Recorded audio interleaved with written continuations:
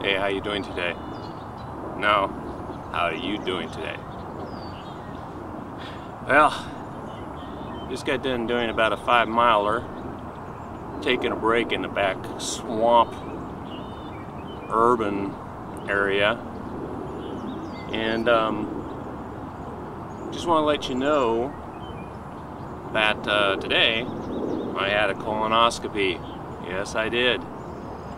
And for those of you that are wondering what that's like, well, it is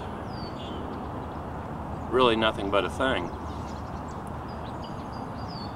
I kind of figured, I do a little bit of research just like everybody else, to see what the deal is with it before you go in for anything, especially when it has to do with being in a hospital and having some kind of procedure, even if it's preventative type work. I know everybody has concerns. So I'll give you my experience. So if you haven't gone in for a colonoscopy, or referred to an endoscope, it should be in-hole scope, so to speak, it's not that big of a deal. So what I had to go through is your HMO if you're going to go in for your colonoscopy. I highly recommend, if you're in your mid to 40s to mid 50s, that you have this done. And the reason being is that they're really looking for polyps, that are, not going to be a health issue for you, and other things like ulcers and things like that, bleeding colons. So it's good to catch that stuff early and just get her done. So well, the way it worked for me this morning is I was up at 7 o'clock, but before this morning let me get to last night or yesterday. So for basically 24 hours you're not going to eat any food. Okay, so there's no food from 12 o'clock midnight. For me, Thursday was my day, which is today, to go in. Yesterday, Wednesday, couldn't eat anything that whole day, and the only thing you're really limited to is they give you this gallon of stuff. It's a whole gallon of nasty, tastes like salt water. And what they have you do is, if you want to flavor it up, you just put in a little bit of lemonade packets, sugar-free. So they allow that. And there's some other mix options like iced tea, but it helps, but nothing really cuts through that taste. Okay, so gotta warn you okay, yesterday morning at 10 o'clock I had to start drinking this stuff for a 3-hour period, half a gallon. And so that takes a little bit of work, but do it as fast as you can. It'll save you a lot of hassle later, which I'll get to. Okay, so anyway, as you can imagine, you're crapping your brains out. It's just unbelievable. So and I might add, if you're going to do this, see, I was prepared. I knew if I was going to be wiping my ass for at least 3 dozen times in a day, make sure that each time you do it you have soft 3-ply tissue.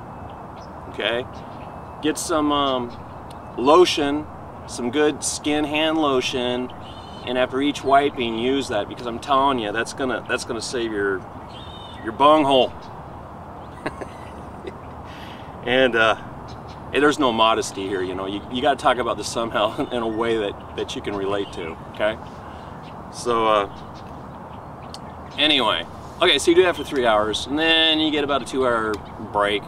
Still not eating anything. By about 2 o'clock, your stomach's like, man, I want to eat something, but you can't. So starting around 6 o'clock, you drink the other half, and you got till 9. And then after you're done with that, so you go through the same thing. So at 8 o'clock, there's 2 pills that are given to you, and that helps. That's another diuretic type scenario after the water's gone through your body. So needless to say, last night I didn't go to bed till like 1 o'clock because I was still crapping my brains out. Okay, so that's the worst part of the whole deal, actually. That's the hardest part. I mean, going through that would be the thing I wouldn't want to go through. That's the most that's the worst thing. So the next morning you get up and you're in at 7 o'clock. So if your appointment's at 7 in the morning, make sure you get up real early, like 5:30, so you have plenty of time, take a shower, whatever. And you'll need somebody to drive you, because unless you have 2 cars, but I recommend somebody drive you and have them pick you up, because when you go in there, you're going to go into a room with, like in my situation, there was 3 gurneys, so there was 3 other people, 2 other people going in with me, but they had their gurney and it's screened off each section. And so they talk to you and they ask you, did you do the prep, you know, did you eat anything 'cause you're not supposed to, did you know, what kind of medications are you taking? If you're diabetic, then there's some different things for diabetics. If you take aspirin and things, you're not supposed to do that. You know, you're supposed to cut that off like 4 days before, and there's a whole list of things that they ask you. But they're mostly concerned about, you know, your prescriptions and things like that at that point, and if you've eaten anything. Okay, so after that's done, then you take off all your clothes, you put on this gown, and your ass is totally exposed in the back. So you get a nice draft in the back, but not to worry. They put a nice warm blanket over you so you can relax in the gurney until you go in, and then they stick a little IV in there and they start putting the saline solution in you to get you hydrated again. And then if you're lucky, when you roll into the room where they do the colonoscopy, you'll have a nice female type doctor like I had, very nice looking woman, to do your colonoscopy. So it makes things a whole lot more wild and exciting. Okay, so at that point you're kind of looking in the room, looking around, you're going, okay, how's this going to work? And you get this big old screen in front of you, and you can choose to watch it if you can stay awake. So what they give you is they give you a form of painkiller. I don't recollect the name of it, and they also give you, I like to say it's a muscle relaxant. It's not, it's a non-awareness medication, so you're not aware of what's going on. But I have a pretty good tolerance to medications, and they were surprised that I didn't doze off. I didn't doze off, I was fully awake. So, okay, so anyway, what you feel is whatever's going up the back of your rear, right down the old bung chute, poop chute, and that's the scope, and it's about the size of your little finger, and it goes, you know, just works its way right in real easy. It's a nice flexible tube. It's 3 to 5 feet long, and what they're going to do is they're going to go 3 to 5 feet in. And what they're doing is they're going in because the intestines wrap and roll, you know, they blow air into it to open it, and that's what you feel. And that's the most uncomfortable part, which is not too bad, but I'd say, whoa, wait a second, just relax a little bit. Okay, and then they continue on, and I guess I had the pristine colon, nice shiny surfaces, no pellets.